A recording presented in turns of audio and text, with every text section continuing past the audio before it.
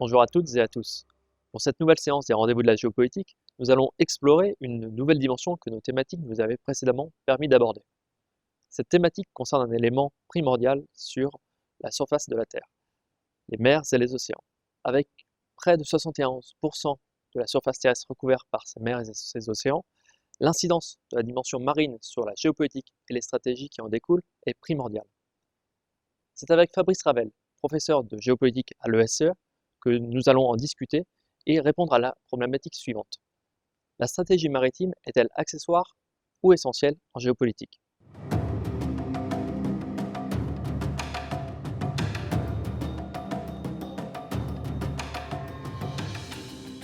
Bonjour Fabrice. Bonjour Jean-Charles, bonjour à toutes et à tous. Fabrice, quand on évoque cette thématique relative à l'importance de la stratégie maritime, on peut d'emblée constater que celle-ci s'impose plus ou moins comme une évidence selon la géographie des pays. En effet, des pays avec une grande façade maritime comme les États-Unis ou d'autres dans une situation insulaire à l'instar du Royaume-Uni ou du Japon sont naturellement portés à intégrer la dimension maritime dans les stratégies qu'ils conçoivent. La question que nous pouvons nous poser consiste à savoir si l'on doit plutôt considérer cette réflexion comme limitée au seul pays mentionné ou savoir si elle est plus globale. Ainsi, quelle est la place de la stratégie maritime dans la hiérarchie des stratégies et des considérations géopolitiques? Afin de répondre à cette question, il est certainement opportun de nous efforcer de rappeler quel est le jugement et la grille de lecture des géopoliticiens les plus réputés et les plus renommés à ce sujet. Ont-ils immédiatement considéré la stratégie militaire et si oui, dans quelle mesure? Alors effectivement, et je crois que la question initiale est très importante pour essayer de valider ou pas notre thématique ou notre problématique, à savoir est-ce que la stratégie maritime est accessoire ou essentielle en relations internationales. Et vous me permettez peut-être de rajouter un élément, c'est d'autant plus important que la France, de par sa situation géographique et son histoire, n'est pas forcément le pays qui est le plus amené à réfléchir spontanément, quelle que soit l'étendue de nos côtes d'ailleurs. Donc là, je pense que ça ne surprendra personne. L'école de pensée qu'on appelle l'école de pensée anglo-américaine est celle, pour des raisons évidentes en termes de géographie, le Royaume-Uni d'abord et les États-Unis ensuite, est celle qui a été amenée le plus à réfléchir en termes de stratégie maritime. Et c'est un préalable indispensable pour répondre à votre question, parce que ça va nous permettre de nous rendre compte si pour ces pays directement concernés, effectivement, la stratégie maritime s'est imposée de prime abord ou si elle a plutôt été accessoire. Là, les auteurs sont évidemment très très nombreux. Il serait impossible, pour ne pas dire fastidieux, de tous les énumérer. Mais à mon sens, il y en a trois principaux qu'il est nécessaire d'avoir à l'esprit pour différentes raisons sur lesquelles on va pouvoir d'ailleurs échanger très vite. Alfred Mann d'abord. Ensuite, on a John Mackinder et puis enfin, on a Nicholas Spykman. Alors, quand on a évoqué ces trois auteurs, il faut peut-être évidemment commencer par celui dont la réputation est la plus aboutie, Alfred Mann, qui a écrit un ouvrage à la fin du 19e siècle qui est The Influence of Sea Power Upon History. Et donc la traduction déjà a l'air de donner un avis en termes de réponse par rapport à notre problématique, à savoir l'influence de la stratégie maritime sur l'histoire. Ce livre est très important parce que Alfred Mann se situe à la fin du 19e siècle, début du 20e siècle.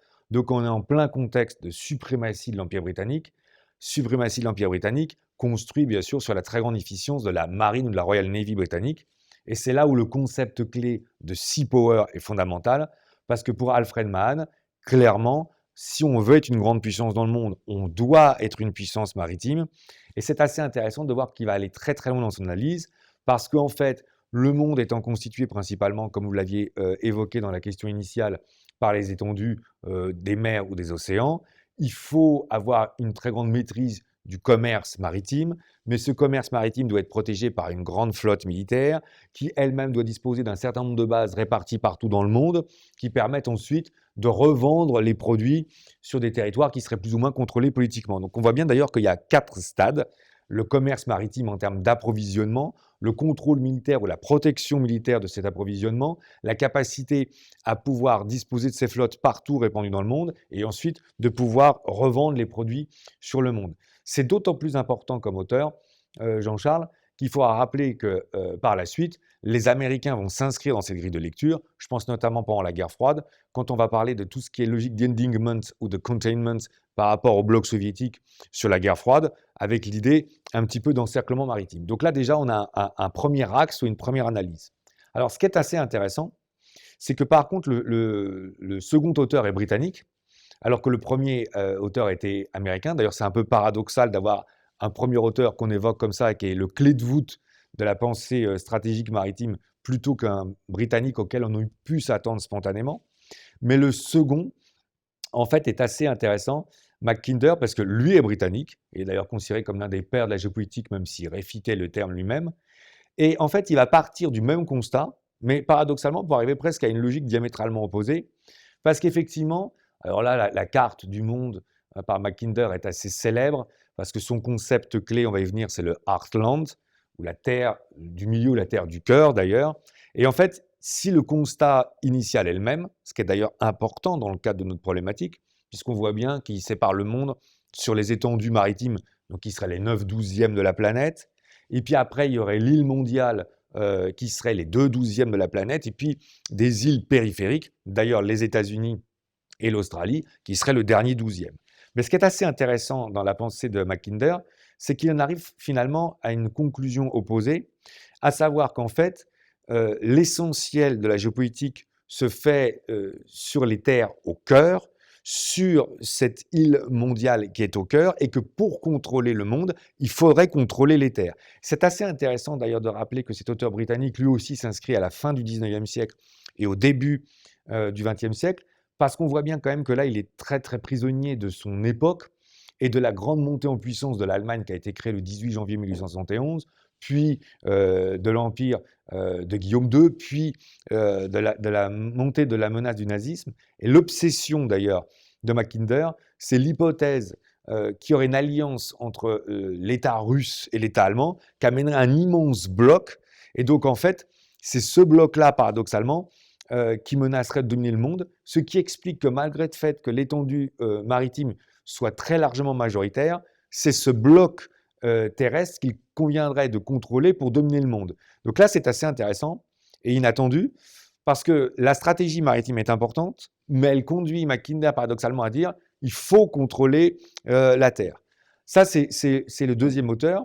L'auteur qui me paraît clairement le plus intéressant, pour être totalement honnête, c'est Nicholas Spykman, parce qu'en fait, il va partir des travaux précédents pour arriver à la logique qui est communément la plus admise aujourd'hui, à savoir que pour lui, Mackinder a bien construit le modèle, mais il en a oublié un détail, et ce détail doit amener une relecture totale de comment construire la puissance dans le monde.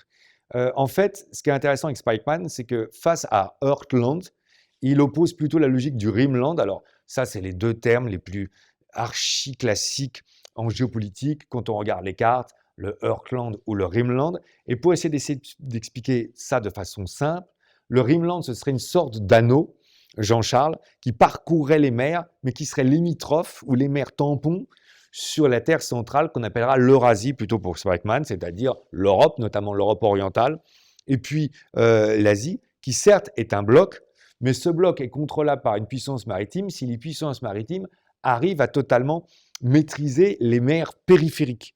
Donc en fait, ce qui serait intéressant, dont l'usage de ce concept, le Rimland, et d'ailleurs, c'est intéressant pour Spykman parce que son idée, c'est qui contrôle le Rimland dirige l'Eurasie, et qui dirige l'Eurasie, en réalité, contrôle le monde. Donc là, en fait, on est sur une grille de lecture qui se veut identique, mais qui arrive à un résultat diamétralement opposé.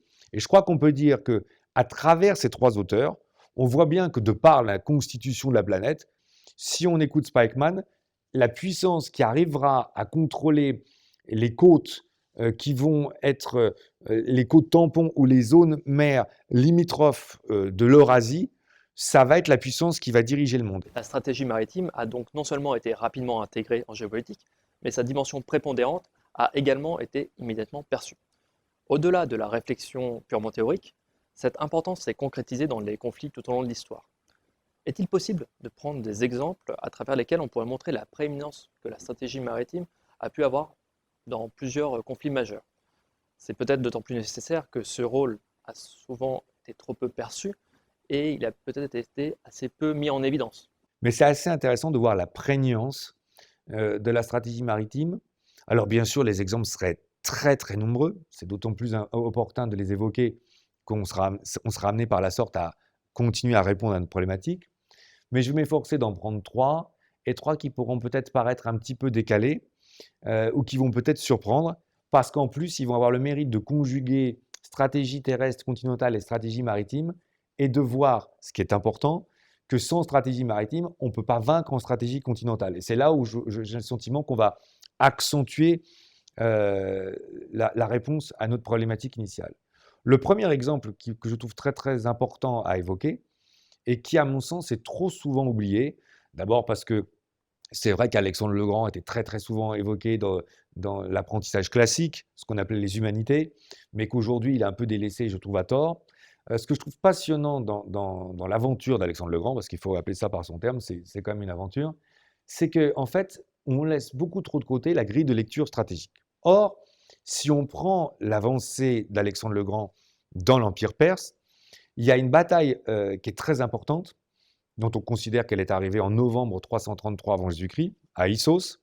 Et sa localisation est assez intéressante, Jean-Charles, parce qu'elle serait située, si on prend évidemment les dénominations des pays actuels, elle serait située soit sur la frontière du sud-est de la Turquie actuelle ou sur le nord-ouest de la Syrie actuelle. Or, n'importe quel stratège, après avoir remporté une victoire dont on s'empresse à dire qu'elle était tout sauf évidente, parce qu'en plus il y a une disparité en termes d'effectifs dans un rapport de 1 contre 7, qui fait qu'Alexandre le Grand était loin d'être donné vainqueur, il y a une sorte d'attirance, de risque, qui aurait consisté pour le vainqueur à s'enfoncer très profondément dans le cœur de l'Empire perse, et notamment si on regarde la carte, sur Babylone dans un premier temps et sur Persépolis dans un deuxième temps.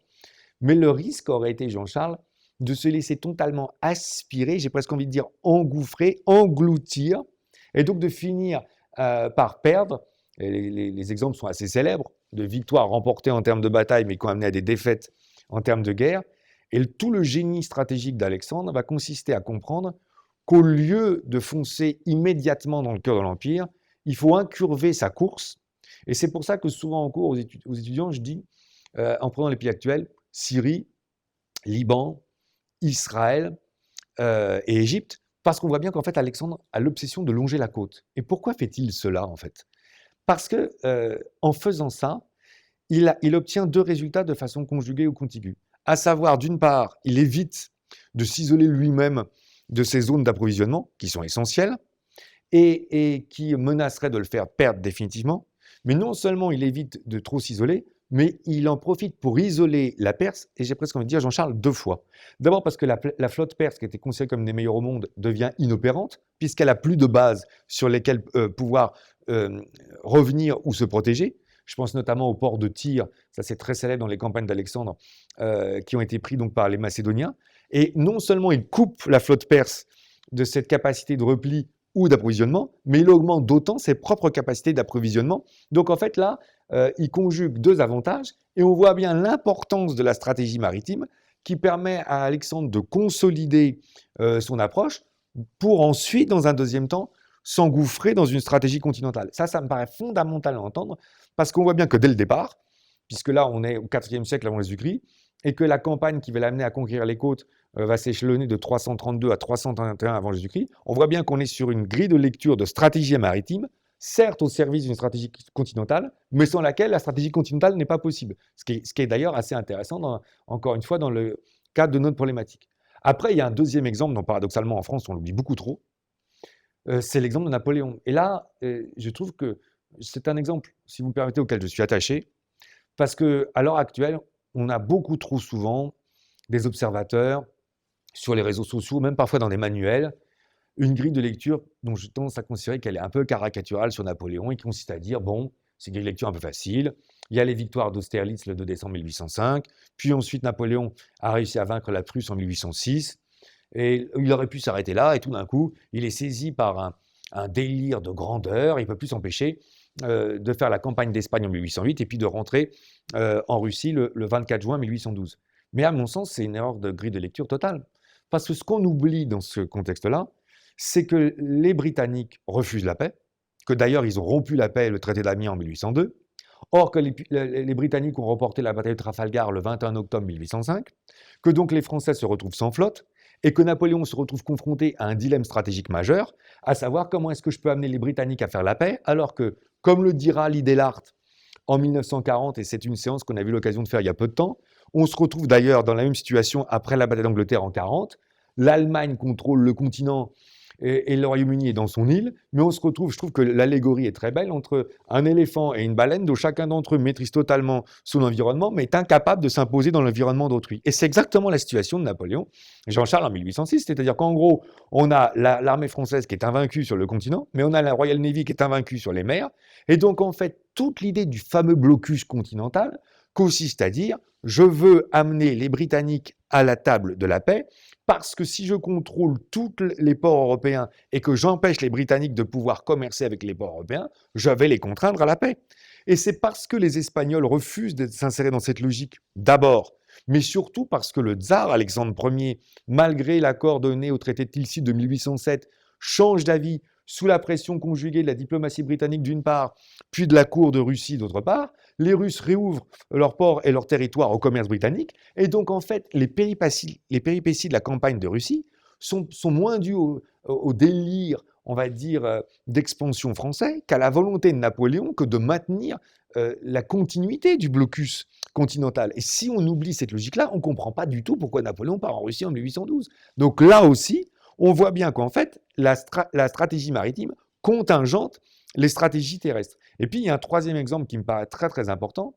Et là aussi, pour une autre raison qui est moins connue de nous, c'est bien sûr l'exemple qui est lié à la guerre de sécession aux États-Unis entre le printemps 1861 et le printemps 1865. Parce que si on y regarde bien, Jean-Charles, comment le Nord gagne-t-il cette guerre de sécession? Mais le Nord, en fait, arrive à vaincre par la fameuse mise en place d'un plan qu'on appelle le plan Anaconda. Alors, je cite le terme, ce qui est assez rare, parce qu'on voit bien que le terme d'Anaconda consiste à étouffer le Sud, parce que fait un blocus à la fois sur les rivières et sur la côte. Donc d'ailleurs, le double enjeu, c'est très intéressant en termes de stratégie, consiste non seulement à asphyxier économiquement le Sud, ce qui va être le cas, notamment si on pense à toute la côte, mais à empêcher que certains pays qui pourraient être intéressés à se mêler de ce conflit, je pense au Royaume-Uni et à la France, ne puissent se mêler au conflit puisque le Nord est amené à contrôler les côtes du Sud. Donc on voit bien à travers ces trois exemples, et c'est ça qui me paraît assez intéressant, sur des périodes différentes, sur des continents différents, que même quand on pense en termes de stratégie continentale, on est souvent assujetti d'abord à réfléchir en termes de stratégie maritime, ce qui en montre toute l'importance. Au-delà de ces trois exemples historiques très, très intéressants, peut-on considérer des exemples encore plus récents et d'encore plus grande ampleur? On pense notamment à la Seconde Guerre mondiale, durant laquelle l'importance de la stratégie maritime était non seulement manifeste, mais surtout primordiale. J'ai le sentiment que dans le monde anglo-saxon, pour des raisons qu'on a évoquées préalablement, les logiques stratégiques maritimes sont beaucoup mieux comprises qu'en Europe continentale et qu'on a tendance à ne pas du tout donner une importance suffisante à un certain nombre de paramètres maritimes qui pourtant ont été clés dans le fait que les Alliés ont remporté la victoire. Il y a deux batailles d'Atlantique et du Pacifique sur lesquelles je vais revenir, mais qui sont à mon sens jamais appréhendées, telles que d'ailleurs les anglo-saxons ont tendance à le faire. Il y a deux ouvrages qui me paraissent intéressants dans ce propos. Il y a d'abord La bataille de l'Atlantique, écrit par un Américain qui s'appelle John Costello. C'est un ouvrage très très dense, qui est très fourni en termes de chiffres, et ça va avoir son importance dans le raisonnement tel qu'on va le mettre en place. Et puis surtout, il y a un auteur qui me paraît essentiel dans le géopolitique, c'est Paul Kennedy, qui dans Le Grand Tournant aborde un certain nombre de thématiques d'ailleurs, dont la stratégie maritime dans l'Atlantique, et qui en montre bien l'importance clé. Parce que souvent, on entend dire, c'est un peu comme une sorte de critique assez récurrente, que les Américains, quand ils ont débarqué en Normandie, Jean-Charles, le 6 juin 1944, ils sont rentrés dans la guerre tard, ils sont arrivés trop tard. C'est déjà une critique qu'on avait un peu formulée à leur endroit en 1917. Et le sous-entendu est assez fort parce qu'il laisserait à penser qu'ils seraient revenus de façon réticente, ce qui peut se comprendre d'ailleurs, qui a envie de faire une guerre en s'y projetant, mais surtout qu'ils auraient d'abord servi leurs intérêts et qu'ils seraient venus quand ils auraient souhaité le faire, et que donc ils seraient venus trop tard. Mais si on remet les éléments en perspective, et c'est là où on va voir toute la primauté de la stratégie maritime, finalement on se rend compte que c'est peut-être moins le cas que ce qui semble spontanément. Pourquoi? Là, remettre les choses en perspective, c'est évidemment fondamental. Les États-Unis sont donc propulsés dans la guerre par l'attaque japonaise de Pearl Harbor le dimanche 7 décembre 1941. Bon. Si on peut faire, on va dire, une simplification, décembre 41, ça nous amène début 42. Or, début 42, les sous-marins allemands sont en train d'asseoir leur supériorité sur la bataille de l'Atlantique. Donc, l'apport américain va être primordial. Et c'est ça qu'explique bien à la fois John Costello, qu'on a cité, et Paul Kennedy. Les Américains, finalement, ne mettent que 12 mois, Jean-Charles, à totalement renverser la suprématie sur la bataille atlantique. Or, c'est l'élément clé. Car comment peut-on imaginer qu'on va réussir un débarquement en Normandie si on apprend à transporter des centaines de milliers d'hommes, Jean-Charles, et des tonnes de munitions et de matériel qui, par définition, partiront du Royaume-Uni et pas de New York ou de Miami. Donc, il faut totalement contrôler la bataille de l'Atlantique pour pouvoir s'autoriser à un débarquement. Et c'est là où les chronologies sont intéressantes. Parce que finalement, 12 mois pour contrôler l'Atlantique, ça va très vite. Et après 12 mois pour transporter autant d'hommes et autant de matériel sur le Royaume-Uni, ça va effectivement très vite. Et comme on ne peut pas débarquer en hiver pour des raisons de conditions climatiques ou météorologiques qui sont évidentes, on débarque le 6 juin 1944, d'ailleurs dans des conditions qui ne sont pas si favorables que ça et qui montrent bien que les Américains sont venus aussi vite que possible. Et donc là, cet exemple est primordial parce qu'il montre bien, comme le dira d'ailleurs Winston Churchill dans ses mémoires, que de toutes les batailles, celle qui l'inquiétait le plus, c'était la bataille atlantique, parce que d'abord la survie du Royaume-Uni en dépendait en termes d'approvisionnement, mais qu'en plus aucun débarquement, aucune contre-attaque de grande ampleur n'était envisageable tant qu'on ne recontrôlait pas l'Atlantique. Donc ça déjà c'est assez fondamental par rapport à nos grilles de lecture. Et puis après, dans la bataille du Pacifique au sens large, il y a un événement qui est tellement, sous-évalué, qu'il a même été y compris sous-évalué par l'état-major japonais, à savoir l'importance des protections. C'est intéressant pour se projeter dans le monde actuel, des navires marchands et du commerce maritime. Car bien sûr, le Japon étant une île, il dépend essentiellement de ces navires marchands. Or, les Japonais ont sous-estimé les navires de guerre dont l'essentiel, les destroyers, qui accompagnent les navires marchands, ils en ont sous-estimé la production, ils sont concentrés sur d'autres éléments, et ça a laissé ces navires marchands japonais être des proies particulièrement faciles pour les sous-marins américains. Et donc, en fait, l'une des raisons du fléchissement japonais en 1943-1944, c'est le fait qu'en plus, le Japon a beaucoup de mal, indépendamment du fait que son industrie était évidemment, ça l'amiral Yamamoto l'avait bien dit à ses congénères, plus réduite que l'industrie américaine, en plus dans une situation d'asphyxie un peu similaire à la guerre de sécession. Donc là, on voit bien dans tous ces exemples que la stratégie maritime est véritablement fondamentale et ça a franchement l'air de donner totalement raison, n'est-ce pas, Jean-Charles, à notre ami Spikeman qui avait bien insisté sur l'importance du Rimland. Peut-on aujourd'hui retrouver cette primauté de la stratégie maritime dans le déploiement et les stratégies des principales puissances mondiales, telles que les États-Unis, la Chine, ou également, et paradoxalement en raison de sa géographie, de la Russie? Ce qui sera intéressant d'ailleurs, c'est de souligner d'emblée pour nos auditeurs que malgré le fait que l'histoire de ces pays est différente, que leur localisation dans le monde est différente, que leur rapport à la mer est différent, on pourra peut-être se rendre compte qu'ils vont arriver à une synergie sur la construction de la stratégie maritime. D'abord les États-Unis, puisque c'est les plus évidents et qu'on est dans la continuité. Là, franchement, quand on regarde la position des flottes américaines, et là en 2020, ce qui est assez frappant, c'est qu'on s'inscrit totalement dans les logiques d'Alfred Meade d'une part et de Nicholas Spikeman d'autre part, puisque en fait les Américains ont une dizaine de flottes, dont chacune d'entre elles est construite autour d'un porte-avions à propulsion nucléaire, et que d'ailleurs les Américains ne s'embarrassent pas à les déplacer, parce que globalement, chacune de ces flottes a pour assise soit la Méditerranée, soit le Pacifique, ou les mers les plus importantes. Donc on voit bien qu'ils sont totalement d'ailleurs dans cette logique de chaînon ou de lien du Rimland, auquel on peut peut-être ajouter une dimension supplémentaire qui sera assez intéressante. Il y a des zones géographiques sur lesquelles on ne fait pas assez attention et qui sont pourtant clés. Si on prend par exemple Midway, on voit bien qu'il y a une grande base américaine marine à Midway. Et si on prend la carte du monde vue de Midway, on voit bien qu'il y a une capacité à la projection concentrique qui permet pratiquement à une flotte américaine qui sera à Midway d'aller à peu près n'importe où de par les 71% d'eau que vous évoquez. Et donc, ça en fait un endroit stratégique. Donc, on a bien compris que les États-Unis s'inscrivent totalement dans cette démarche, en plus avec l'importance de leur côte et leur positionnement initial. Ce qui est plus intéressant, Jean-Charles, me semble-t-il, c'est la Chine. Parce que la Chine, en fait, on dit souvent, la Chine n'a jamais eu d'histoire maritime. C'est pas totalement juste, parce que la Chine avait une très grande expérience maritime et une très grande flotte. Ensuite, pendant 500 ans, elle a plutôt choisi c'est assez intéressant d'ailleurs, de ne plus s'inscrire dans une stratégie maritime. Or, depuis, on voit bien les réformes économiques de Deng Xiaoping, notamment, et de par la montée en puissance de l'économie chinoise, la stratégie chinoise s'inscrit à plusieurs titres dans une démarche maritime. D'abord parce que si on veut mettre en place, on a bien tous ça en tête, les fameuses nouvelles routes de la soie, elles passent de façon continentale, mais elles passent aussi par des logiques maritimes. D'ailleurs, les routes de la soie sont en continuité avec la fameuse stratégie du collier de perles. La stratégie du collier de perles, je rappelle, c'est des logiques qu'on avait évoquées sur des séances précédentes consacrées à la Chine. C'est le fait de pouvoir établir un certain nombre de bases dans des pays pour faire en sorte que les approvisionnements chinois d'une part et la capacité de projection de la Chine d'autre part puissent être assurés. On pense notamment à l'Afrique. Mais ce qui est plus intéressant, c'est qu'il y a plusieurs généraux chinois ou amiraux chinois, dont un qui a été qualifié d'ailleurs de Mahan chinois. Donc c'est assez intéressant à avoir à l'esprit, parce que ça prouve que les Chinois ont beaucoup lu les Américains. Et ce qui est assez intéressant dans la continuité de nos propos, c'est qu'il y a une explosion de dépenses sur les flottes chinoises. Et non seulement c'est vrai en quantité, mais c'est vrai aussi en qualité. Et il y a un point clé sur ce qu'on est en train de dire, c'est l'accès à la Chine aux porte-avions.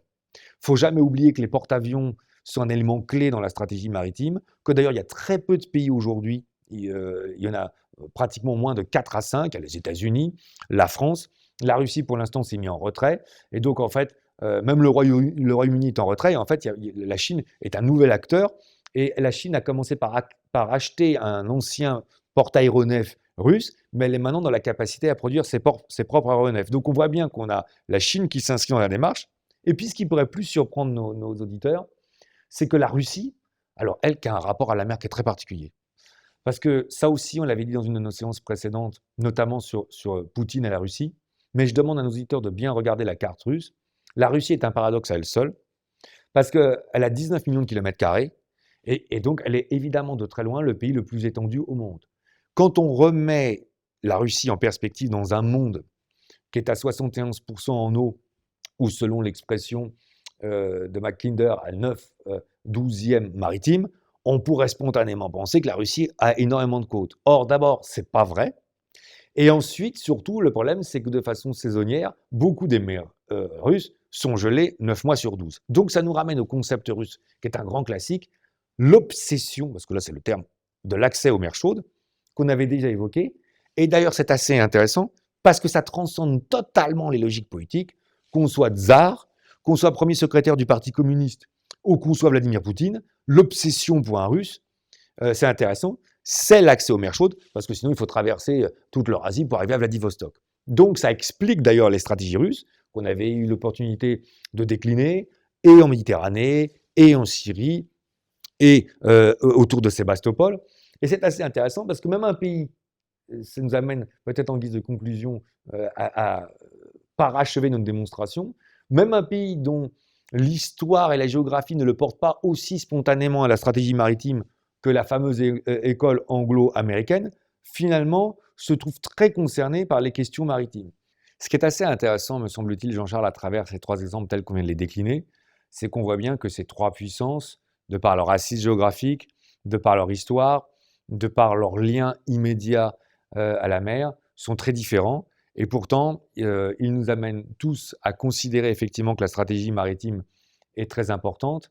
Et peut-être ce qui nous permettrait tous, ces trois exemples, d'aboutir à la fameuse citation d'un géographe et d'un marin britannique de la fin du XVe siècle et du début du XVIe siècle, qui est tellement connu que c'en est presque devenu un adage. Walter Raleigh avait l'habitude de dire « Quiconque contrôle les mers contrôle le monde ». Et quelque part, ça montre bien toute la primauté et toute l'importance de la stratégie maritime en géopolitique. Merci beaucoup Fabrice pour ces perspectives éclairantes. Je vous propose de conclure notre séance sur ce constat qui nous amène à considérer l'importance de la stratégie maritime en géopolitique et inviter nos auditeurs à y être particulièrement attentifs à l'avenir. Merci à toutes et à tous de nous avoir suivis et à bientôt pour une prochaine séance des rendez-vous de la géopolitique.